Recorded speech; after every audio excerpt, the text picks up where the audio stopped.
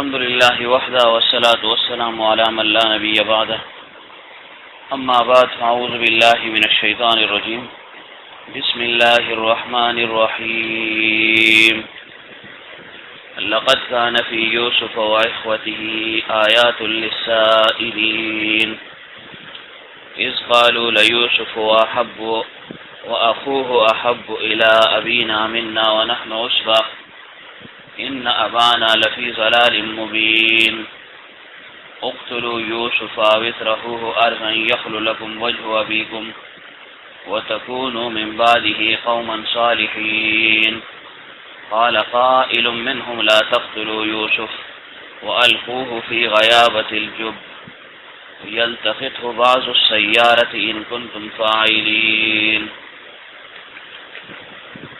قالوا يا أبانا ما لك لا تأمنا على يوسف وإنا له لناصحون أرسله معنا غدا يرتع ويلعب وإنا له لحافظون قال إني ليحزنني أن تذهبوا به وأخاف أن يأكله الذئب وأنتم عنه غافلون قالوا لئن أكله الذئب ونحن عصبة إنا إذا لخاسرون فلما ذهبوا به وأجمعوا أن يجعلوه في غيابة الجب وأوحينا إليه لتنبئنهم بأمرهم هذا وهم لا يشعرون وجاءوا أباهم عشاء يبكون قالوا يا أبانا إنا ذهبنا نستبق وتركنا يوسف عند متاعنا فأكله الذئب وما أنت بمؤمن لنا ولو كنا صادقين وجاءوا على قميصه بدم كذب قال بل سولت لكم أنفسكم أمرا فصبر جميل والله المستعان على ما تصفون صدق اللہ العظیم. لفظی ترجمہ یہ ہے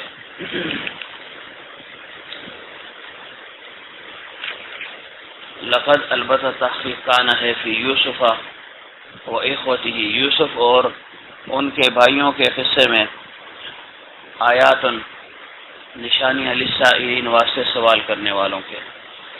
اذ قالوا جب وہ کہنے لگے یعنی یوسف علیہ السلام کے بھائی کہنے لگے لیوسف البتہ یوسف و اخوہ اور اس کا بھائی احب الی ابینا زیادہ محبوب ہے واسطے ہمارے والد کے منا ہم سے ونحن عصبہ اور حال یہ ہے کہ ہم بڑی جماعت میں ہیں کثرت میں ہیں قوت اور طاقت میں ہیں یا ہم متفق ہیں اور تعاون کرنے والے ہیں. ان ابانا بے شک ہمارے باپ لفی ضلال البتہ بیچ غلطی کے ہیں مبین کھلی یعنی کھلی غلطی اور واضح غلطی میں پڑے ہوئے ہیں.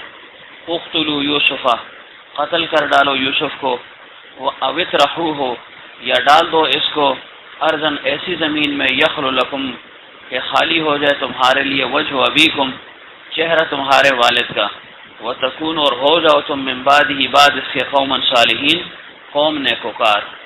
قال کہنے لگا قائل منہم ایک کہنے والا ان میں سے لا تقتلوا یوسف مت قتل کرو یوسف کو والقوہ اور ڈال دو اس کو فی غیابت الجب ایک گہرے کنویں میں یلتقط ہو اٹھا لے گا اس کو بعض السیارت راہگیروں میں سے کوئی ایک راہگیر ان کنتم فاعلین اگر واقعتاً تم نے یہ سب کچھ کرنا ہی ہے اگر تم مصر ہی ہو تو یہ کام کر لو. قالوا پھر کہنے لگے یا ابانا یا ابا جان ما لکا کیا ہوا تجھے لا تأمنا کہ آپ ہم پر اعتماد نہیں کرتے تو ہم پر اعتماد نہیں کرتا علی یوسف یوسف کے معاملے میں وَإِنَّ اور بے شک ہم لہو واسطے اس کے لناصحون البتہ خیر خواہ ہیں. ارسلہ بیچ دو اس کو معنا ہمارے ساتھ غدن کل یرتا کہ یہ کچھ چر لے و یلعب اور کھیل لے یعنی کچھ کھا پی لے گا سیر و تفریح کر لے گا. وَإِنَّا لَهُ لَحَافِظُونَ اور بے شک ہم واسطے اس کے حفاظت کرنے والے ہیں اس کو تکلیف نہیں ہوگی اس کی حفاظت ہم ضرور بھی ضرور کریں گے. قال فرمایا یعقوب علیہ السلام نے انی لیحزننی بے شک مجھے دکھ ہو رہا ہے مجھے یہ رنج ہوگا غم ہوگا ان تذهبوا به کہ تم اس کو لے چلو یعنی اس کے فراق سے میں غمگین ہو جاؤں گا. وہ اخاف اور پھر مجھے یہ ڈر بھی ہے ان یأکلہ الذئب کہ اس کو کھا لے کوئی بھیڑیا، وانتم عنہ غافلون اور تم اس سے غافل پڑے رہو، غافل ہو جاؤ گے، تمہاری غفلت کا فائدہ بھیڑیا اٹھا لے گا۔ قالوا کہنے لگے لئن اکلہ الذئب البتہ اگر کھا لے اس کو بھیڑیا، ونحن عصبہ اور آپ کو معلوم ہے کہ ہم 10 افراد ہیں، پوری جماعت ہے، انا بے شک ہم اذن اس وقت لخاسرون البتہ بڑے خسارے میں پڑنے والے ہیں، پھر تو ہم نامراد رہنے والے ہیں، یا پھر آپ ہمارے لیے بد دعا کر لیں۔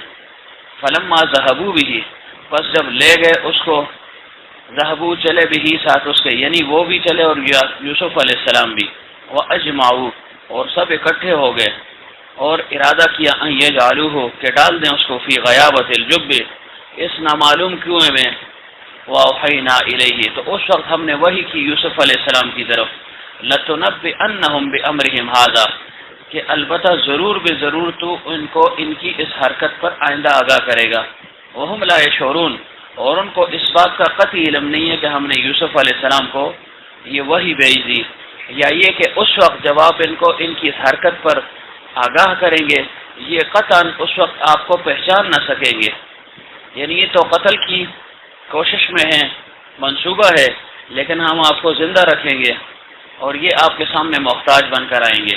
وجاءوا اباہم اور آئے اپنے باپ کے پاس، یعنی یعقوب علیہ السلام کے پاس، عشاءً اندھیرے میں، عشاء کے وقت، یبکون کس حال میں؟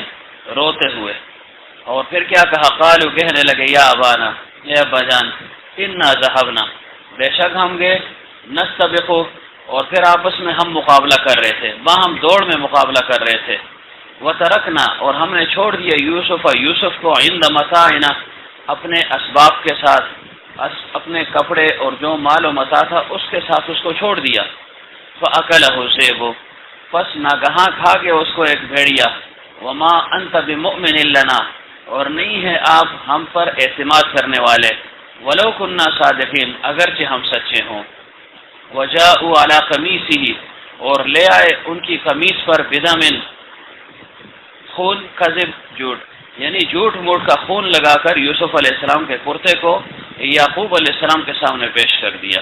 جب دیکھا قال تو فرمائے بل سولت لکم بلکہ بنا لیا تمہارے لیے، انفسکم تمہارے نفسوں نے، امرن ایک کام، فصبر جمیل پس میں صبر ہی کروں گا، صبر ہی میرے لیے مناسب ہے اور بہتر ہے، اچھا ہے، واللہ المستعان اور اللہ تعالیٰ جو کچھ تم بیان کر رہے ہو اوپر اس کے اعلیٰ، اوپر اس کے ما تصفون جو تم بیان کرتے ہو اللہ تعالیٰ اس پر آگاہ ہے، اور اللہ تعالیٰ ہی سے میں مدد کا خاصگار ہوں، واللہ المستعان اور اللہ ہی مدد کرنے والا ہے، علی ما تصفون اس پر جو تم نے بنایا ہے، یعنی حقیقت یہ نہیں جو تم بیان کر رہے ہو، حقیقت کچھ اور ہے۔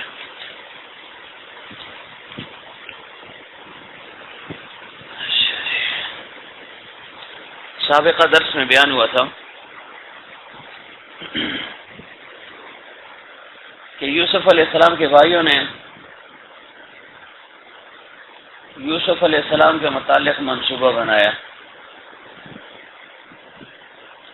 اور پھر اس منصوبے کو عملی جامہ پہنانے کی کوشش بھی کی، اور اپنے باپ یعقوب علیہ السلام سے اس کا ذکر بھی کیا،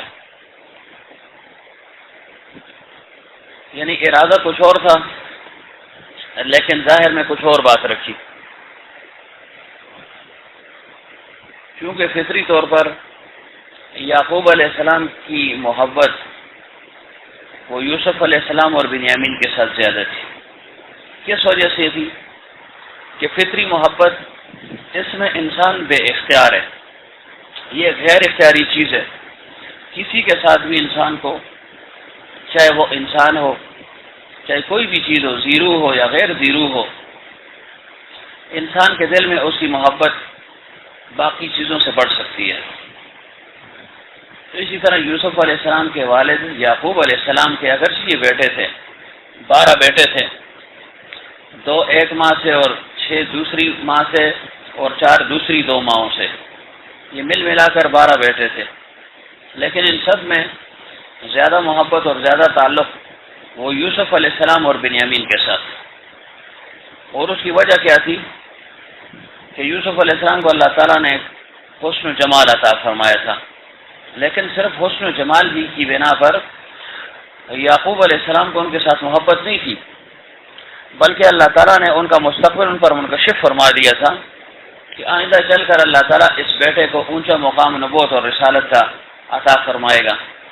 اس وجہ سے یعقوب علیہ السلام یوسف علیہ السلام کی طرف زیادہ مائل تھے، لیکن ظاہر میں اس بات کو باقی بھائیوں پر یعقوب علیہ السلام نے ظاہر نہیں کیا، لیکن ظاہر نہ کرنے کے باوجود بھی جس کے ساتھ محبت ہو اس محبت کا اظہار گاہے بگاہے ہو جاتا ہے اور دوسرے کو اس کا احساس بھی ہو جاتا ہے۔ تو بھائیوں کے دل میں یہ حسد پیدا ہو گیا کہ دیکھو یہ ایک تو چھوٹا بھی ہے، پھر گھر کے کام کاج کے قابل بھی نہیں ہے، سارے کام ہم خود کرتے ہیں، اور اس کے باوجود بھی باپ کا تعلق، باپ کی محبت وہ یوسف اور اس کے بھائی سے زیادہ ہے۔ اور یہ بات انہوں نے جتلائی بھی، کیا بات جتلائی؟ وَنَحْنُ عُصْبَةٌ، کہ ہم قوت اور طاقت والے بھی ہیں۔ چاہیے یہ تھا کہ محبت ہمارے ساتھ ہوتی، اور عصبہ کس کو کہتے ہیں؟ 10 کی تعداد کو عصبہ اور جماعت کہتے ہیں، ایک قول یہ۔ دوسرا قول یہ ہے کہ 10 یا اس سے اوپر جتنے بھی افراد ہوں گے اس پر جماعت کا اطلاق ہوگا، اس کو عصبہ کہا جاتا ہے۔ بعض کہتے ہیں کہ 1 سے لے کر 10 تک کی تعداد عصبہ کہلاتی ہے، اور ایک قول یہ کہ 3 سے لے کر 10 تک کی تعداد یہ عصبہ کہلاتی ہے، اور ایک قول یہ کہ 10 سے لے کر 40 تک کی تعداد یہ عصبہ کہلاتی ہے۔ اور حضرت مجاہد رحمۃ اللہ علیہ فرماتے ہیں 10 سے لے کر 15 تک کی تعداد یہ عصبہ کہلاتی ہے۔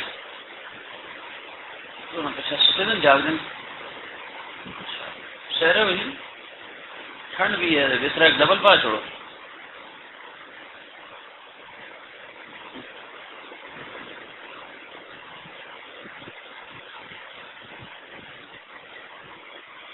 اجازت کی آنکھیں بھی بند ہونے لگی۔ اور قاموس میں کیا ہے؟ یہ لغت کی کتاب ہے قاموس اللغات، کہ عصبہ کس کو کہتے ہیں کہ 10 سے لے کر 40 تک کی جماعت کو عصبہ کہا جاتا ہے، لیکن اس میں انسان ہیں، گھوڑے ہیں اور پرندے ہیں، یہ تینوں مل ملا کر جب 40 تک پہنچ جائیں گے تو اس کو عصبہ کہا جاتا ہے۔ یعنی 10 سے لے کر 40 تک مردوں، گھوڑوں اور پرندوں کی تعداد کو عصبہ کہا جاتا ہے۔ اور بعض کہتے ہیں نہیں، صرف انسانوں کی تعداد ہو لیکن 10 سے 40 تک ہو، اس کو عصبہ کہا جاتا ہے۔ اور بعض کہتے ہیں کہ عصبہ اس جماعت کو کہتے ہیں جو آپس میں متفق ہوں اور ایک دوسرے کے ساتھ تعاون کرنے والے ہوں۔ تو یوسف علیہ السلام کے بھائیوں نے کہا کہ ہم نہ صرف بھائی ہیں بلکہ ہم میں اتحاد بھی ہے، اتفاق بھی ہے، محبت بھی ہے اور تعاون بھی ہے، یعنی ہم ایک دوسرے کے ساتھ چلنے والے ہیں، ایک دوسرے کی مخالفت بھی نہیں کرتے، ہماری رائے ایک ہے، ہم آپس میں متفق اور رائے ہیں، اگر ایک کوئی رائے دے دے تو سب اس کی یعنی تائید کرتے ہیں، ایک دوسرے کی مخالفت ہم نہیں کرتے۔ جب ایسی قوت اور طاقت والی جماعت ہے تو لا محالہ یہ زیادہ محبت کے قابل ہے، زیادہ توجہ کے قابل ہے، نہیں یہ کہ وہ جو کسی کام کاج کا نہ ہو، پھر وہ قوت اور طاقت میں بھی نہ ہو، کمزور بھی ہو، پھر عددی قوت بھی نہ ہو، افرادی قوت بھی نہ ہو، تو کیسے وہ شخص اور وہ انسان محبت کے قابل ہو سکتا ہے؟ اسی وجہ سے کہا ان ابانا لفی ضلال مبین، کہ ہمارے باپ جو وہ کھلی خطا میں پڑے ہوئے ہیں۔ کیا مطلب؟ یعنی یہاں ضلال سے مراد گمراہی نہیں ہے، غلطی ہے۔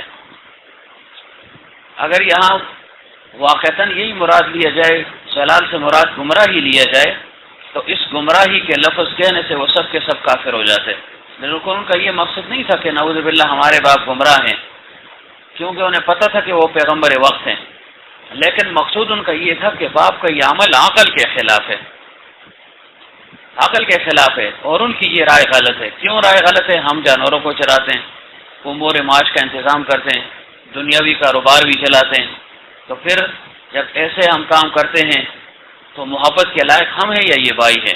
جبکہ یوسف علیہ السلام اور اس کا بھائی بنیامین ان چیزوں سے قاصر ہے، لہذا ہمارے ساتھ محبت زیادہ ہونی چاہیے، لیکن ظاہر میں یوسف علیہ السلام اور ان کے بھائی سے محبت زیادہ ہے، لہذا باپ سری غلطی میں مبتلا ہے، یعنی عقل یہ بات نہیں مانتی۔ اور چونکہ مادیت پرست ہے، مادہ پرست ہے، اس وجہ سے انہوں نے مادے کو دیکھا، کمالات اور صفات کو نہیں دیکھا، چونکہ مادیت پرست ہے نا، جیسے ہم جو ہے نا مادی پرست ہیں، مادیت کے پیچھے دوڑنے والے ہیں کہ جس کے پاس مال زیادہ ہو، منصب ہو، جائیداد زیادہ ہو، افرادی قوت زیادہ ہو، تو عمومی طور پر معاشرے میں اس کی طرف لوگوں کی زیادہ توجہ ہوتی ہے۔ اس چیز کو جو ہے نا اہم سمجھتے ہیں، ضروری بھی سمجھتے ہیں کہ اس کے بغیر انسان کی زندگی کا چلنا یہ مشکل ہے۔ تو اس وجہ سے یوسف علیہ السلام کے بھائیوں میں بھی یہ بات پیدا ہو گئی کہ دیکھو سب کچھ ہم کرنے والے ہیں، اور اس کے باوجود باپ کا تعلق وہ یوسف علیہ السلام کے ساتھ زیادہ ہے۔ اس بات میں ہمارا باپ جو ہے نا وہ نعوذ باللہ کا معقل ثابت ہو رہا ہے، ان کی عقل جو ہے وہ تام نہیں ہے، یعنی یہ ہماری جو باتیں ہیں اور باپ کا یہ عمل جو ہے یہ خلاف عقل ہے۔ حالانکہ پیغمبر کامل العقل ہوتا ہے، اللہ تعالیٰ نے بصیرت بھی دی ہوتی ہے، بصارت بھی دی ہوتی ہے، کامل العقل، کامل فہم اور ذہانت یہ اللہ تعالیٰ ہر پیغمبر کو عطا فرماتا ہے۔ لیکن چونکہ جب مادیت کا غلبہ ہو جاتا ہے پھر انسان ان چیزوں کو بھول جاتا ہے، تو انہوں نے صرف اس نگاہ سے دیکھا کہ یہ ہمارا باپ ہی ہے، اور یہ نہ سوچا کہ یہ وقت کا پیغمبر بھی ہے۔ اس کی سوچ اور اس کی عقل اور اس کی فکر ہم سے بدرجہ بہتر اور بڑھ کر ہے۔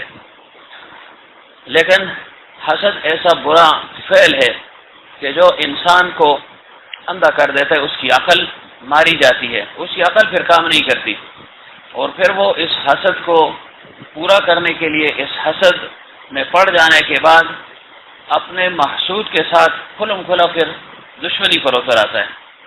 تو وہ بھی دشمنی پر اتر آئے، اور انہوں نے کیا کہا، بھائی دیکھو باپ سے تو ہم اس کو جدا نہیں کر سکتے، اس طریقے سے محبت زیادہ ہے، اس محبت کو ختم کرنے کے دو طریقے ہیں۔ پہلا طریقہ وہ کیا ہے، اقتلوا یوسف، یوسف علیہ السلام کو قتل کر ڈالو، جب قتل کرو گے تو تمہاری جان چھوٹ جائے گی۔ سینا نہیں کاری صاحب، سینا نہیں کرنا مطلب ہے کہ ول پانے متھے تھا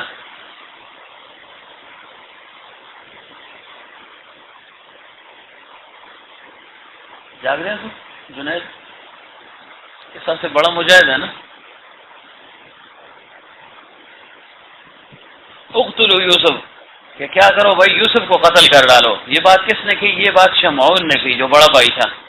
بعض کہتے ہیں یہ روبیل نے کہا تھا، اور ایک قول یہ کہ جو دوسرا بھائی تھا دانی، اس نے یہ بات کہی، اور ایک قول وہ یہودا کی طرف بھی منسوب ہے۔ بہرحال جس نے بھی کہا تھا، چونکہ متفق الرائے تھے، رائے سب کی ایک تھی، تو سب کی طرف یہ نسبت ہوگی، سب نے مل کر کہا اقتلوا یوسف، یوسف کو قتل کر ڈالو۔ یا پھر کیا کرو، اطرحوہ ارضاً، اس کو ڈال دو ایسی زمین میں، سب سونا نہیں ہے، یخل لکم وجہ ابیکم، کہ خالی ہو جائے تمہارے لیے باپ کا چہرہ۔ کیا مطلب خالی ہو جائے؟ جب یہ آگے سے ہٹ جائے گا تو لا محالہ باپ کی توجہ تمہاری طرف ہو جائے گی، چند دن کا غم ہوگا، یوسف کو نگاہ سے ہٹا دیں گے، قتل ہو گیا یا کہیں پھینک دیا، گم ہو گئے، جو بھی صورت ہوئی، باپ کی نگاہوں سے اوجھل ہو جائے گا، چند دن کا غم ہے، باپ پریشان رہے گا، روئے گا، پیٹے گا، ہم بھی جو ہے نا ساتھ روئیں گے۔ اس کے بعد آہستہ آہستہ یہ غم ختم ہو جائے گا۔ جب غم ختم ہو گیا تو پھر تم ہوگے اور تمہارا باپ ہوگا، بس تمہارے معاملات ٹھیک ٹھاک ہو جائیں گے، اور باپ کی مکمل توجہ تمہاری طرف ہو جائے گی، یہی تمہارا مقصود ہے اور تمہارا کام بن جائے گا۔ اور پھر وَتَكُونُوا مِن بَعْدِهِ قَوْمًا صَالِحِينَ، اس کے بعد جو ہے نا تم صالح بن جانا، یعنی ابھی یوسف کو قتل کر دو یا اس کو کسی جگہ پر جیسے آگے آ رہا ہے کہ پھینک دو، تو اب یہ کام تو دونوں برے ہیں، لیکن ساتھ نفس و شیطان بھی لگا ہوا ہے۔ اس نے کیا کہا، وَتَكُونُوا مِن بَعْدِهِ قَوْمًا صَالِحِينَ، پھر توبہ کر لیں گے نا، توبہ کر لیں گے انشاءاللہ، اور پھر جو ہے نا صالح بن جائیں گے، توبے پر توبہ ہوگی، صلاۃ توبہ پڑھتے رہیں گے، نوافل پڑھتے رہیں گے، ذکر اذکار کرتے رہیں گے، تلاوت کرتے رہیں گے، اس طرح اللہ تعالیٰ کو راضی کر لیں گے۔ جب اللہ تعالیٰ راضی ہو گیا تو تمہارا کام بھی ہو گیا، دنیا بھی ٹھیک ہو جائے گی اور آخرت بھی ٹھیک ہو جائے گی، دنیا میں بھی سرخرو ہو جاؤ گے اور آخرت میں بھی سرخرو ہو جاؤ گے۔ تو اس کو کیا کہتے ہیں، اس کو شیطان کی طرف سے انسان پر حملہ کہتے ہیں۔ کس صورت میں؟ طول عمل کی صورت میں، کہ شیطان انسان سے جب گناہ کرواتا ہے تو وہ انسان کو طول عمل میں مبتلا کر دیتا ہے، انسان کو ڈراتا نہیں ہے فوراً، بلکہ گناہ کرنے کے لیے انسان کے دل میں تعویلات کو ڈالتا ہے، اب طول عمل بھی تعویل کی ایک شکل ہے، اور جیسے پہلے عرض کیا جا چکا ہے کہ نفس بھی انسان کو گناہ پر آمادہ کرتا ہے اور شیطان بھی انسان کو گناہ پر آمادہ کرتا ہے، لیکن نفس جب گناہ پر آمادہ کرتے ہیں چنی کو سیدھا بٹھاؤ، تھکی نہیں تو ادھر آئے تھا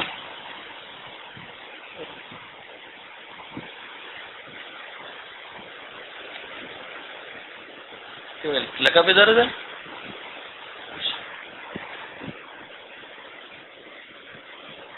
اچھا جی، تو نفس اور شیطان انسان کو گناہ میں مبتلا کرتے ہیں. کیسے فیض کدھر ہے؟ اچھا، تو نفس انسان کو کس طرح گناہ میں مبتلا کرتا ہے؟ بولو، نفس انسان کو کس طرح گناہ میں مبتلا کرتا ہے؟ عظیم وہ تو پالتے ہیں چٹی ٹیلی در تو نکاح ہوئے دے اس کا نا رشتہ ہوئے دے نہیں پالتا مدد کوئی جواب آ جلے. مولوی صاحب آپ بتائیں نفس انسان کو کس طرح گناہ میں مبتلا کرتا ہے اور شیطان کس طرح، اور علامت کیا ہے؟ کیا ہے ذرا اسے ہم بولیں.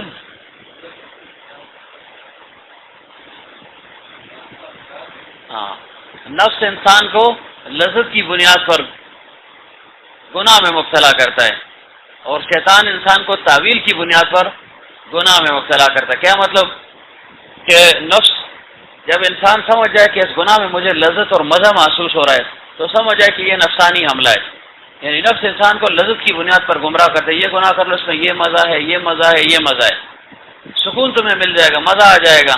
بد نظری کر لو تو تمہاری نظر جو ہے نا وہ بھی آرام سے رہے گی، تمہیں مزہ بھی آئے گا، سکون بھی مل جائے گا، بس پھر رحمت بہ رہی. لیکن یہ نہیں سوچا کہ نفس جب انسان کو لذت کی بنیاد پر گناہ میں مبتلا کرتا ہے تو پھر یہ زخم مزید گہرا ہو جاتا ہے. مثلاً ایک جگہ پر زخم لگ جائے، تیر کسی کو لگ جائے، اب اسی جگہ دوبارہ تیر لگے گا تو زخم گہرا ہوگا، نہیں ہے کہ زخم بھرے گا. تو اسی طرح پہلی مرتبہ بد نظری کرنے سے انسان کو سکون نہیں ملتا، وقتی خارش ہے. جیسے خارش کسی کو ہو نا تھوڑی وہ کھجلی کرتا ہے تو یہ سمجھتا ہے شاید خارش ختم ہو گئی ہے، لیکن ختم نہیں ہوتی. 5 منٹ کے بعد خارش شروع ہو جاتی ہے اور مزید تیز ہو جاتی ہے. پھر مزید جو ہے نا شفقت مزید اس کو جو ہے نا کھجلی کرتا ہے یہاں تک کہ جو ہے نا پھر چمڑا نکال دیتا ہے، لیکن آرام نہیں آتا. تو فرمایا اسی طرح بد نظری کی مثال ہے کہ ایک دفعہ بد نظری کر لی، اب عظیم نے کہا یار بس سن کام ہو گیا، بس ٹھیک ہے جی، نہیں 10-20 منٹ کے بعد پھر شیطان جو ہے نا نفس پھر حملہ کرے گا کہ نہیں بھائی پھر دیکھ لو، ایک اور مزہ ہوتی ہے، فلانی کو دیکھا اب اس کو بھی دیکھو، اس کو بھی دیکھو، ساروں کو دیکھو، تمہیں مزہ آ جائے گا، لیکن یہ مزہ ختم ہونے کا نام نہیں لے گا. تو نفس انسان کو لذت کی بنیاد پر گمراہ کرتا ہے، انسان کو گناہ میں مبتلا کرتا ہے، اور شیطان انسان کو تعویلات کی بنیاد پر گناہ میں مبتلا کرتا ہے. مثلا یہ گناہ کر لو، اس میں یہ فائدہ ہے، یہ فائدہ ہے، یہ فائدہ ہے، یہ فوائد وہ گنتا ہے، تعویل پیش کرتا ہے. اب یوسف علیہ السلام کے بھائیوں کے سامنے بھی اس نے تعویل پیش کر لی. کیا تعویل پیش کی؟ وَتَكُونُ مِن بَعْدِهِ قَوْمًا صَالِحِينَ، یعنی ان کو پٹی اس نے اچھی پڑھائی. پہلی پٹی کیا پڑھائی؟ یخر لکم وجہ ابیکم، بس تم ہوگے اور تمہارا باپ ہوگا، ساری نگاہ تم پر مرکوز ہوگی، تم محبت کا محور بن جاؤ گے. بھائی ہوگا نہیں، بنیامین تو ابھی چھوٹا ہے، وہ اس کا ہونا نہ ہونا برابر ہے تمہارے لیے، تو ساری نگاہ تمہاری طرف ہوگی. اور پھر مزید کیا، واقعی یہ کام تو بڑے برے ہیں، قتل بھی برا اور سنگین جرم ہے، بھائی کو گم کرنا، باپ سے جدا کرنا، یہ بھی سنگین جرم ہے. تو اب شیطان نے کیا پٹی پڑھائی؟ وَتَكُونُ مِن بَعْدِهِ قَوْمًا صَالِحِينَ، توبہ کر لو گے، اللہ تعالیٰ غفور الرحیم ہے، اللہ تعالیٰ غفار ہے، غفور ہے، شفیق ہے، رؤوف ہے، رحیم ہے. جو اللہ تعالیٰ کی صفت جمال ہے وہ مستحضر کر لے گا کہ اللہ تعالیٰ کی یہ صفات جمالیہ ہیں، اور صفات جمالیہ اس میں نرمی کی طرف اشارہ ہے، اور صفات جلالیہ میں قہر اور غضب اور عذاب کی طرف اشارہ ہے. تو شیطان انسان کو اس تعویل میں، اصول عمل میں مبتلا کر دیتا ہے کہ دیکھو اگر گناہ کر بھی لیا تو کیا اللہ تعالیٰ غفور الرحیم نہیں ہے؟ ہاں بالکل، کیوں نہیں ہے جی، اللہ تعالیٰ ہے، چلو خیر گناہ کر لو. تو شیطان اس طرح انسان کو گمراہ کرتا ہے. تو شیطان نے کیا کہا کہ کام تو برے ہیں، لیکن کیا ہوا، انسان ہے، آخر بشر ہے، اور اس سے غلطیاں تو ہوتی رہتی ہیں، انسان خطا کا پتلا ہے. آدم علیہ السلام سے نسیانن نہ چاہتے ہوئے ذہول ہو گیا اور ان سے بھی ایک عمل ہو گیا. تو اگر آدم علیہ السلام سے ہو سکتا ہے تو تم آدم علیہ السلام کے اولاد ہی میں سے ہو، تم سے بھی اگر کسی ایسے امر کا ظہور ہو جائے تو یہ کوئی اجنبی بات نہیں ہے، کوئی یعنی کوئی ایسی بات نہیں ہے جس پر زیادہ سرزنش کی جائے جو قابل شرم بات ہو. گناہ ہے، گناہ ہو گیا، اس کے بعد اللہ تعالیٰ نے توبے کا دروازہ بھی کھولا ہے. اب شیطان کو پتہ ہے کہ یہ انسان توبہ ضرور کرے گا، تو اس وجہ سے اس کو اسی طرف موڑ دیا کہ چلو گناہ بھی کروا دو اور پھر اس کو ساتھ پٹی بھی پڑوا دو کہ تم توبہ بھی کر لو گے، پھر اللہ تعالیٰ تمہیں معاف کر دے گا. تو یہ بات اس نے یوسف علیہ السلام کے بھائیوں کے دلوں میں ڈال دی. وَتَكُونُ مِن بَعْدِهِ قَوْمٌ صَالِحِينَ، توبہ کر لو پھر اللہ تعالیٰ جو ہے نا تمہیں معاف کر دے گا، اللہ بھی معاف کر دے گا، باپ بھی تمہیں معاف کر دے گا، بس جو ہے نا معاملہ بالکل ٹھیک ٹھاک جو ہو جائے گا بس. تو اس چیز سے جو ہے نا انسان اپنے آپ کو بچائے، طول عمل سے اپنے آپ کو بچائے گا. طول عمل جو ہے نا خطرناک بیماری ہے. اللہ تعالیٰ نے چاہے انسان ہے چاہے درند ہے پرند ہے، ہر چیز میں کچھ کوئی صفت رکھی ہے. کچھ اللہ تعالیٰ نے صفات رکھی ہیں، کچھ اللہ تعالیٰ نے رذائل رکھے ہیں. جو صفات ہے وہ انسان لے گا، خود ما صفا داما قدر، اچھی چیز کو لے لے اور بری چیز کو چھوڑ دے. اب طول عمل کوے میں جو ہے نا بہت زیادہ ہے. کوا بھی ایک پرندہ ہے، اللہ تعالیٰ کی مخلوق ہے، لیکن اس کے اندر 3 گناہ ہیں، یعنی 3 امراض اس کے اندر پڑے ہوئے ہیں. وہ کون کون سا؟ پہلا اس کے اندر طول عمل ہے، دوسرا یہ مردار خور ہے، اور تیسرا کیا ہے؟ حاسد ہے. حاسد، اس کے اندر حسد بہت زیادہ ہے، دوسرے کو برداشت نہیں کرتا. اسی وجہ سے اس کی رنگت جو ہے نا وہ بھی بدل گئی ہے. تو خاص طور پر اس میں جو ہے نا مردار خوری زیادہ ہے. 20 میل دور اگر جو ہے نا کوئی چیز مری ہوئی پڑی ہو، مردار پڑا ہو، تو اس کو جو ہے نا وہ بو محسوس ہو جاتی ہے، وہاں پر تک پہنچ جاتا ہے. اتنی اس کی حس جو ہے نا وہ بیدار ہے. تو یہی حال جو ہے نا انسان سوچے کہ میرا ہے یا نہیں، کہ جہاں پر کوئی حرام کا معاملہ ہو، غیر شرعی حرکت ہو، وہاں انسان جو ہے نا وہ پہنچ جاتا ہے، وہاں انسان پہنچ جاتا ہے. شیطان جو ہے پیچھے لگا ہوا ہے، فوراً اس کو پہنچا دیتا ہے. تو اس مرض کو اپنے اندر سے نکالنا ہوگا. کون سے مرض سے؟ کو مردار خوری کو. حلال کا اہتمام کرے گا اور حرام سے اپنے آپ کو بچائے گا تو پھر اللہ تعالیٰ کا یہ مقرب بن سکے گا. اسی طرح طول عمل سے اپنے آپ کو بچائے گا. بعض پرندے ایسے ہیں، کوے یعنی ایسے ہیں کہ ان کی عمر 700 سال بلکہ 1000 سال بھی ہے، لیکن اس کے باوجود وہ یہی سوچا کہ میری عمر 7000 سال ہوگی. 1000 ہے تو وہ سوچ رہے 10,000 سال میری عمر ہوگی. تو انسان بھی طول عمل میں مبتلا ہے نا. اگر خلیل صاحب کو کہا جائے آپ کی 50 سال عمر ہے، مثلا نہیں 50 نہیں 60 سال کہہ دیا، یہ کہیں گے 60 کدھر ہے بھائی، میری تو ابھی 55 سال عمر ہے. یہ تو ویسے جو ہے نا مجھے بیماریوں نے بوڑھا کر دیا ہے. تو ہر ایک جو ہے نا اسی طول عمل میں مبتلا کہ میری عمر ابھی کم ہے، ابھی تو میری بہت عمر رہتی ہے. تو شیطان اس طرح انسان کو جو ہے نا گمراہ کر دے. کل وہ ہمارے بابا آئے تھے، چلے گئے بفے والے، وہ بفے کے کہہ رہا تھا شنکاری کے 4 گھنٹے بیچارے نے انتظار بھی کیا. تو ان کی عمر یہ پہچانتے ہیں ان کو، ان کی عمر 90 سے اوپر ہے، 95 سال عمر ہے ان کی. لیکن اگر آپ ان سے کہتے ہیں کہ آپ کی عمر کتنی ہے، وہ عمر نہیں بتائیں گے آپ کو. وہ فوراً کہیں گے بس نہ جڑتے آپ بیمار ہو گئی، بوڑھا کر لما ہوئی، بیماریوں نے مجھے بوڑھا کر دیا ہے. یہ دیکھو ایسے کہا کافی موی ایک دانت بھی نہیں ہے، لیکن یہ بیماریوں نے جو ہے نا مجھے گرا دیا. ریاض صاحب کو کہتے ہیں یہ مجھ سے بڑے عمر میں. تو انسان ایسا جو ہے نا حریص ہے عمر کے معاملے میں، جو ہے نا انسان حریص ہے. عورتیں بھی ہیں لیکن مرد بھی ہیں. مرد جو ہے نا اپنی عمر چھپاتے ہیں. پہلے تو یہ ہوتا تھا اور اب بھی ہے کہ مرد جو ہے نا وہ تنخواہ کو چھپاتے اور عورت جو ہے نا وہ اپنی عمر کو چھپاتی ہے. لیکن اب مردوں نے بھی یہ کام سیکھ لیا ہے، وہ بھی اپنی عمروں کو چھپاتے ہیں. ظاہر اب شفقت اگر کہہ دے کہ میری عمر جو ہے نا اتنی ہے، میں کہہ دو تو نہیں ہے نا کہ غیر شادی شدہ ہے، تو اگلا جو ہے کہ او نہ جی جنازہ پڑے چھوڑو اس کو. تو ظاہر ایسے جو اگر فرض کرو 30 ہے تو یہ 15 یا 20 ہی بتائے گا نا، اس سے 30 تو نہیں بتانی. تو بہرحال انسان طول عمل میں مبتلا ہے، یہ جو ہے نا بہت بڑا مرض ہے. ہاں اگر دین کے لیے طول عمل ہو پھر تو جائز ہے. مثلا دل میں یہ خیال ہو، یہ منصوبہ بندی ہو کہ بھائی ایسے اللہ تعالیٰ مجھے لمبی عمر دے دے، پھر اللہ تعالیٰ مجھے دولت بھی دے دے، پھر میں جو ہے نا اس کو فلاں جگہ پر خرچ کروں گا، یہ کام کروں گا، یہ کام کروں گا. دینی کام اس کے ذہن میں ہو، یعنی کوئی نیکی کا کام اس کے ذہن میں ہو، اس کے لیے وہ منصوبے بنا رہا ہے، طول عمل میں مبتلا ہے، تو یہ مستحسن ہے. اس پر اللہ تعالیٰ اس کو اجر اور ثواب دے گا. جیسے پہلے عرض کیا تھا کہ زبیدہ خاتون کو موت کے بعد کسی نے دیکھا کہ اللہ تعالیٰ نے کیا معاملہ کیا تیرے ساتھ، تو انہوں نے کہا کہ مجھے اللہ تعالیٰ نے بخش دیا ہے. کہ کن باتوں پر آپ کی بخشش ہوگی؟ کوئی خاص بات تھی بخشش کی؟ کیونکہ کام انہوں نے رفائی بہت کیے تھے. ہارون رشید خود بھی جو ہے نا تقوادار آدمی تھا اور بیوی بھی تقوادار اور پرہیزگار تھی.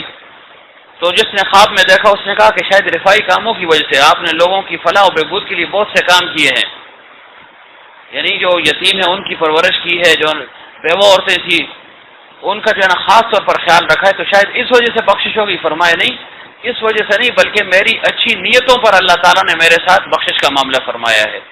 میں یہی سوچتی رہتی تھی کہ یہ کام کر لوں، اس میں لوگوں کا فائدہ ہے، یہ کر لوں، یہ کر لوں، یہ کر لوں۔ بعض کام تو ہو گئے لیکن بعض نہیں ہو سکے، اور جو کام میں نے کیے تھے وہ جن لوگوں کے لیے کیے تھے ان تک پہنچ گئے تھے۔ مقصود یہ تھا کہ ان کاموں میں ریاکاری زیادہ تھی، یا یہ کہ وہ کام ایسے تھے کہ وہ ریا سے خالی نہیں تھے، تو جن کے لیے ہوا تھا وہ تو ان تک پہنچ گئے، البتہ اچھی نیت کی بنیاد پر اللہ تعالیٰ نے میری بخشش فرما دی۔ تو اس کو طول عمل کہتے ہیں نا، کہ آپ اچھی جو ہے نا وہ نیت رکھیں۔ سوچ رہا ہے جی شمس الدین سوچ رہا ہے یا اللہ مجھ کروڑ روپیہ دے، میں ایسے جو ہے نا مسجد بناؤں گا، ایسے مدرسہ بناؤں گا، اس میں اتنے جو ہے نا اساتذہ کا رکھوں گا، ایسے طالب علم آئیں گے، ایسے ان کے لیے یہ اب یہ جو ہے نا ایک طول عمل ہے، کھچڑی پک رہی ہے اندر ہی اندر، لیکن یہ اچھی بات ہے چونکہ دین کے متعلق ہے، نیکی کے متعلق ہے، تو اس پر بھی اللہ تعالیٰ ان کو اجر اور ثواب دے گا۔ لیکن اگر دنیا کے متعلق ہو تو دنیا کے متعلق طول عمل یہ نقصان دہ ہے، اس وجہ سے فرمایا کہ طول عمل سے اپنے آپ کو بچانا ہے۔ تو شیطان نے ان کو طول عمل میں مبتلا کر دیا، یہ نہ سوچا کہ بھائی موت بھی تو آ سکتی ہے نا، آج جب میں نے ابھی گناہ کر لیا ممکن ہے جو ہے نا چند سیکنڈ یا چند گھنٹوں کے بعد میں مر جاؤں، اس کا تو کسی کے پاس جو ہے نا کوئی گارنٹی کسی کے پاس ہے کہ میں جو ہے نا اگلے دن زندہ رہوں گا، اگلی ساتھ زندہ رہوں گا۔ دنیا امید پر قائم ہے، وہ الگ بات ہے کہ انسان نا امید نہیں ہوگا، کیونکہ اگر یہ جو ہے نا استحضار اس کو حاصل ہو جائے کہ میں مر رہا ہوں اور اس کا غلبہ ہو جائے تو پھر انسان جو ہے نا کام کاج سے نکل جائے گا، پھر یہ مفلوج ہو جائے گا۔ تو اپنے آپ کو مفلوج بھی نہیں کرنا لیکن بے خوف بھی نہ ہو انسان۔ الایمان بین الخوف والرجا، کہ ایمان خوف اور امید کی درمیانی کیفیت کا نام ہے۔ امید ضرور رکھے گا، کیوں؟ دنیا امید پر قائم ہے نا، اب امید ہی نہ وہ شخص کے بعد ہی مرنا عالم ہے اور نہیں کوئی فائدہ نہیں، اور اس چیز کا غلبہ ہو جائے تو یہ بس ایسے ہی بیٹھ جائے گا بھائی میں مر رہا ہوں نا، لیکن نہیں، انسان کے اندر دونوں چیزیں اللہ نے رکھ دی ہیں، ادھر ڈر بھی ہے موت کا، ادھر امید بھی اللہ تعالیٰ نے پیدا کر دی ہے، تو امید پر دنیا قائم ہے نا، اور اسی کی بنیاد پر یہ سارے معاملات چلتے ہیں۔ جیسے ہارون رشید رحمۃ اللہ علیہ کے متعلق آتا ہے، ایک دفعہ رستے پر جا رہے تھے تو ایک بابا کو دیکھا، بابا جی کو دیکھا وہ لگا ہوا تھا پودا جو ہے نا اس نے وہ لگا رہا تھا، بوٹے لگاؤ، بیج بو رہا تھا آسان الفاظ میں۔ یہ قریب سے گزرا، اس نے دیکھا بھائی 60 70 80 سال کا بوڑھا ہے اور اس وقت یہ پودے لگا رہا ہے، تو ہارون رشید رحمۃ اللہ علیہ نے اسے پوچھا بابا جی کیا کر رہے ہو؟ اس نے کہا دیکھو جو ہے نا بادشاہ سلامت دیکھ نہیں رہے ہو، میں جو ہے نا بیج بو رہا ہوں، پودا لگا رہا ہوں، کیا کس لیے؟ کل اس سے درخت بنے گا اور پھر اس میں میوہ لگے گا۔ اسے اپنی جانی دیکھ دے تھوڑی گلنگ دیکھ، مرنے والے ہو، مرنے والے 80 سال تک پہنچ چکے ہو، پاؤں تمہارے قبر میں لٹکے ہوئے ہیں اور تم اس کا میوہ کھاؤ گے؟ یہ تو 20 سال کے بعد اس میں میوہ لگے گا، چلو 2 3 4 سال کے بعد لگے گا، جلدی نہیں لگتا، اور تمہاری عمر ہی کتنی ہے؟ تو اس نے کہا بادشاہ سلامت تم بھی عجیب آدمی ہو، اگر ایسے ہی جو ہے نا سوچ ہر ایک انسان کی ہو جائے تو آج ہمیں ایک دانہ بھی نہ ملتا، ایک دانہ بھی نہ ملتا۔ یعنی پہلے لوگوں نے لگایا ان کو ملا یا نہ، لیکن ہمیں تو ان کا پھل مل گیا نا، ثمرہ مل گیا ہے۔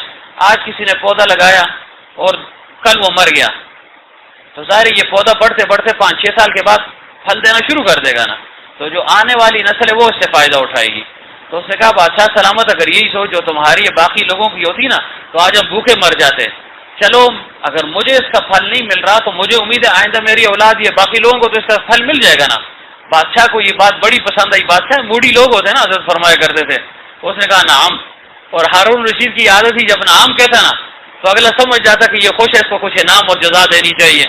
تو بادشاہ نے کہا، ہارون رشید نے اپنے دربان سے کہا، خادم سے کہا بھائی اس نے بڑی جو ہے نا پتے کی بات کی ہے، بڑی کاری سی گالیز کی تھی ہے، اس کو 1000 اشرفی دے دو۔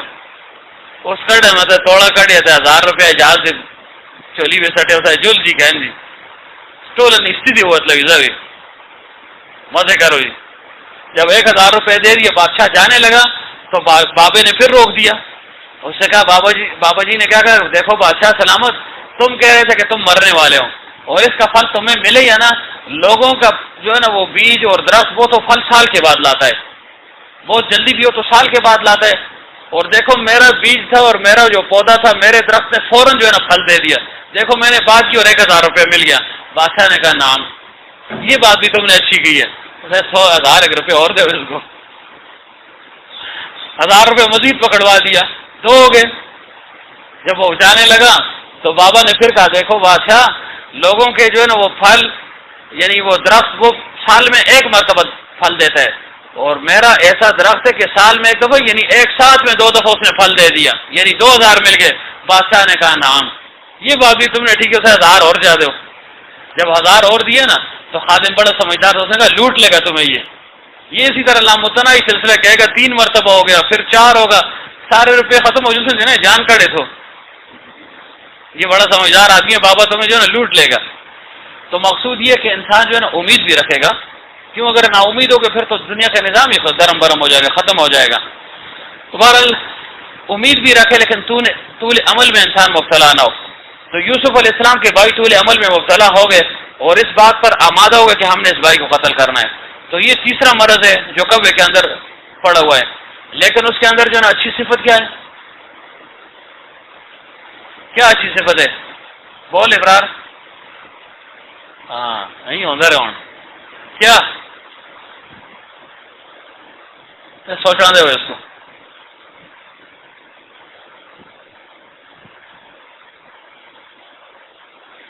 سارے کلمہ پڑھ دو پھر رمڑ کرو نا پوچھ کے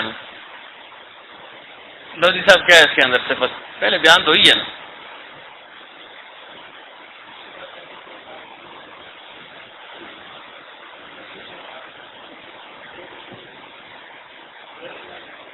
کیا مطلب؟ ہاں یعنی حیا اس کے اندر زیادہ ہے، حیادار ہے نا. آج تک کسی نے کوے کو خوائن کے ساتھ جو ہے نا جفتی کرتے ہوئے، مباشرت کرتے ہوئے، پیار و محبت کرتے ہوئے نہیں دیکھا. دیکھا ہے شفقت نے؟ یہ جو ہے نا بڑا غور کرتا ہے نا، ہر چیز پر دیکھتا ہے. اس نے کوے کو بھی دیکھا ہوگا کتنا یہ خود چند ہے. اب اس کے اندر یہ صفت ہے تو اچھی صفت کو انسان لے گا. حیا جو ہے نا اس کا غلبہ ہونا چاہیے. حضرت عثمان رضی اللہ عنہ پر جو ہے نا حیا کا انتہائی غلبہ تھا. بعض صحابہ کو یا بعض شخصیات کو اللہ تعالیٰ نے خاص صفت سے نوازا ہوتا ہے. تو حضرت عثمان رضی اللہ عنہ کے اندر سخاوت تو تھی لیکن حیا کا انتہائی غلبہ تھا. فرمائے ساری عمر اپنے شرمگاہ کی طرف کبھی نہیں دیکھا انہوں نے ساری عمر میں. یعنی حضرت عثمان رضی اللہ عنہ نے اپنی شرمگاہ کی طرف دیکھا ہی نہیں ہے ساری عمر. اور ہم اگر بہت زیادہ بھی جو ہے نا حیا کر بھی لیں لیکن اس باتھ روم میں پہ نہیں دیکھتے رہنے ہیں.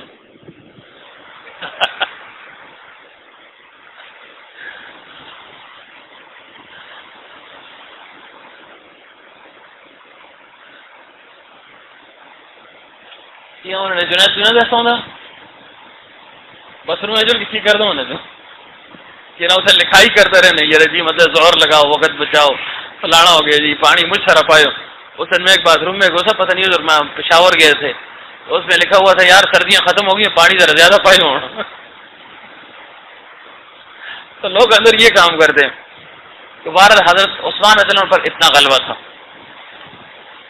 تو یہ جو ہے نا صفت انسان اپنے اندر پیدا کر دے. اب دیکھیں مرغ ہے اس کے اندر جو ہے نا برا رضیلہ کیا ہے، بری صفات کیا ہے کہ اس کے اندر غصہ زیادہ ہے. بلٹیری ہے بس مطلب کسی گل کی تھی نہیں تھے شمس الدین اس سے کاٹیا لگ گیا آلے جی کیوں اون بلٹیری نہ ہوئی ہوں آ گئی ہے اور غصہ چوسا جائی تو ہو گیا اس کا غصہ سے دکھایا تھا نا پوچھو نا کیا ہوا غصے کا کیا ہوا. پھر جب موقع آیا نا غصے کا پھر پتہ چلا ہوگا یار واقعی یہ تو غصہ بڑی بری چیز ہے. تو اس کے اندر غصہ بہت زیادہ ہے. تو اس رضیلے کو انسان اپنے اندر سے نکالے گا. کیا مطلب نکالنے کا؟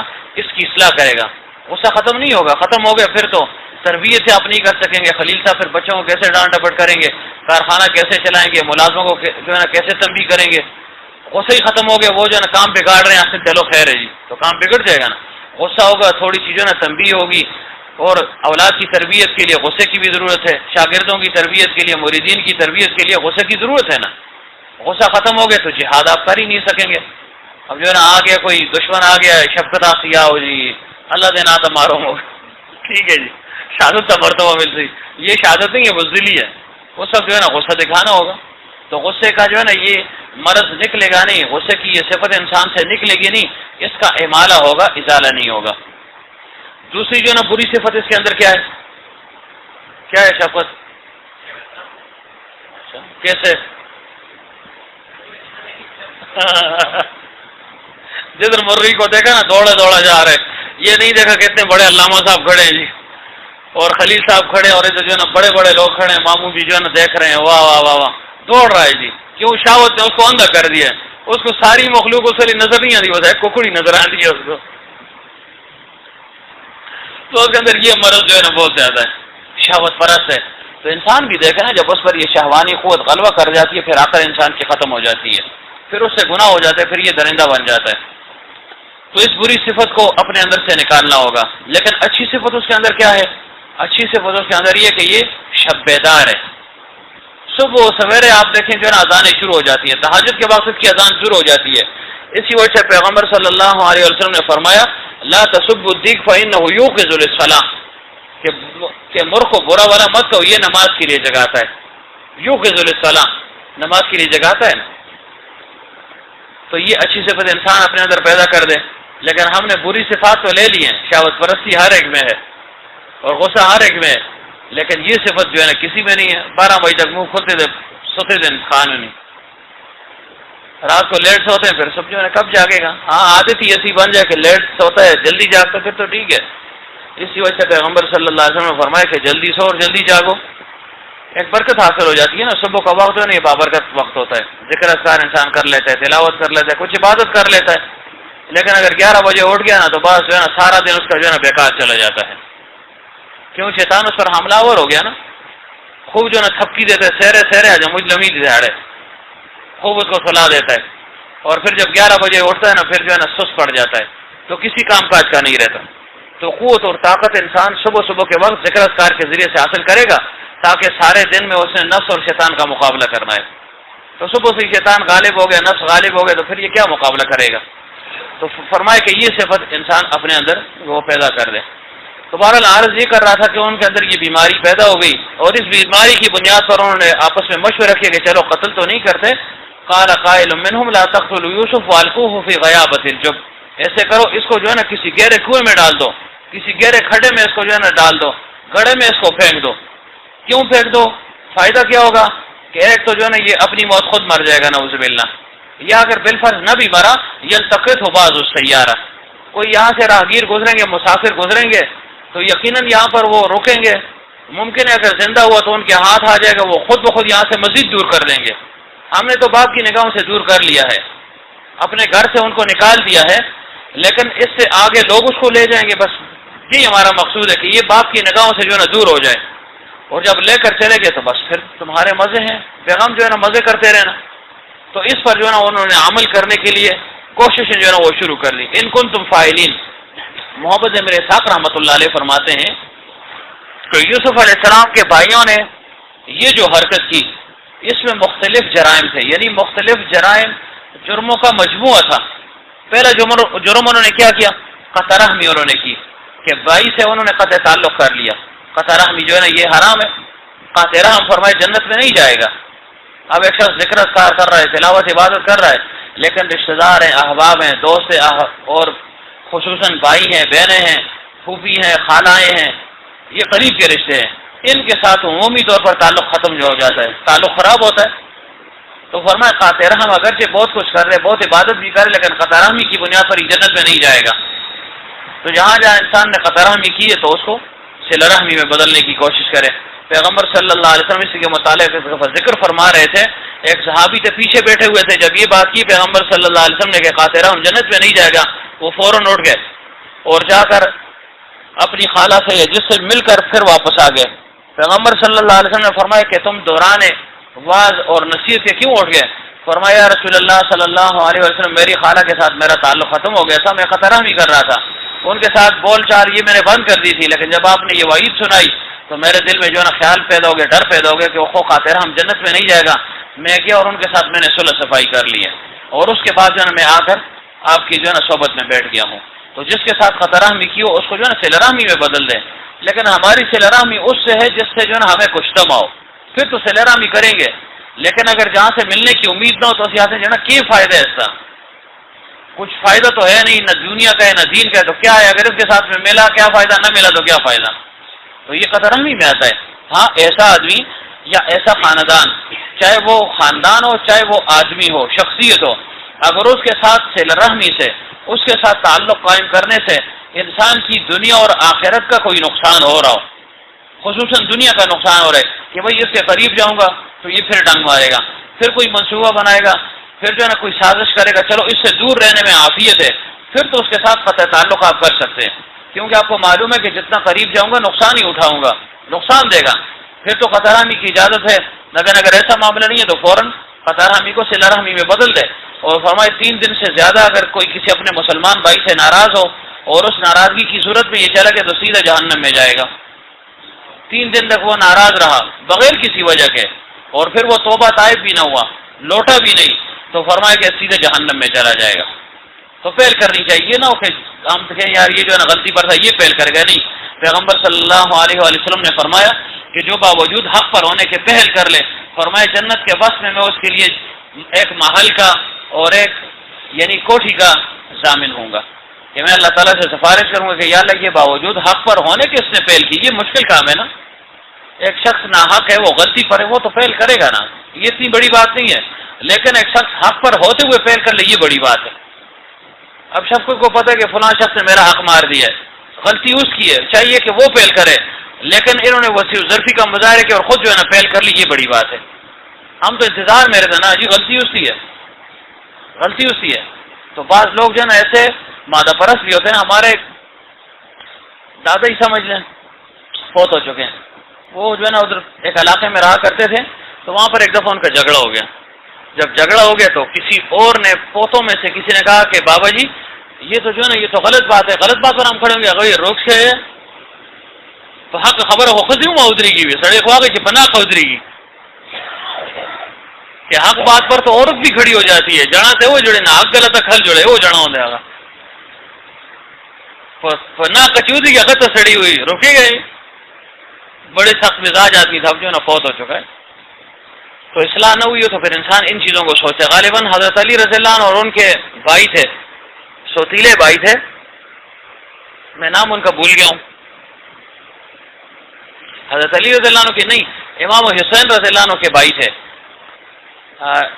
علی ابن علی اس طرح کچھ نام تھا ان کا، ان دونوں میں آپس کچھ جو ہے نا شکر رنجشی ہو گئی کسی بات پر، وہ ایک دوسرے کے ساتھ الجھ گئے، ناراضگی پیدا ہو گئی، جب ناراضگی پیدا ہو گئی 2-3-4 دن تک ناراضگی رہی، تو ایک دن اس جو دوسرا بھائی تھا جو کسی باندی سے جو ہے نا پیدا شدہ تھا، حضرت علی رضی اللہ عنہ کی اولاد میں سے تھا اور والدہ ان کی الگ الگ تھی، تو اس چھوٹے بھائی نے یا جو کسی باندی کا بیٹا تھا، یہ اصلاح نفس میں یہ واقع ہے لیکن میں بھول گیا ہوں، تو اس نے اپنے اس بھائی کی طرف پیغام بھیجا، اس نے کہا دیکھو تم آؤ اور میری منت کرو، مجھے پتا ہے کہ تم حق پر ہو، میں جو ہے نا ناحق ہوں، غلطی میری ہے، لیکن دیکھو اگر میں تمہارے پاس آ گیا نا تو اس میں تمہاری عزت نہیں ہے، اور تم جو ہے نا بڑے خاندان کے ہو، تمہاری والدہ جو ہے نا بڑے خاندان سے، اس کا اپنا ایک حسب نسب ایک شان ہے، تو کہا کہ تم اگر میرے پاس آ جاؤ تو اس میں تمہاری عزت زیادہ ہے، لوگ کہیں گے دیکھو بڑے خاندان کا آدمی ہے، بڑی والدہ کا جو ہے نا بیٹا ہے، حسب نسب والی اس کی والدہ ہے، اور یہ اپنے بھائی کے پاس گیا تو اس میں تمہاری عزت زیادہ ہے، لہذا تم آؤ اور میری منت کر لو، مجھے مناؤ، مجھے جو ہے نا مناؤ اور میرے ساتھ جو ہے نا راضی ہو جاؤ۔ تو فرمایا کہ علی ابن حسین تھے یا جو بھی تھے، فرمایا وہ اسی طرح جب یہ بات انہوں نے سنی نا تو گھر سے سیدھے نکل گئے، دامن کو اپنے جو ہے نا پیچھے کھینچتے فوراً بھائی کے گھر پہنچ گئے، کہا تم نے بات یہ عجیب و غریب کی ہے، میں خود جو ہے نا تمہاری منت کے لیے آیا ہوں۔ تو ان لوگوں کے نفوس مٹے ہوئے تھے نا، ورنہ ایسے اگر کوئی کہہ دے کہ جنے تو مجھ بڑے جنے پتر ہیں وہ آسی آنا تھی تو میں آتا مڑ در آنا، تو وہ ذلیل کرنے لگے تھے، مجھے ذلیل کر رہے ہو کہ میں خود بھی کہہ رہے ہو کہ بڑے آدمی کے جو بیٹھے ہو حسب نسب والے ہو، تو مجھے ذلیل کر رہے ہو، تمہیں چاہیے کہ میری منت و سماجت کر لو۔ تو بہرحال انسان جو ہے نا اس میں پہل کر لے اور قطع تعلق جو ہے وہ آپس میں نہ کرے۔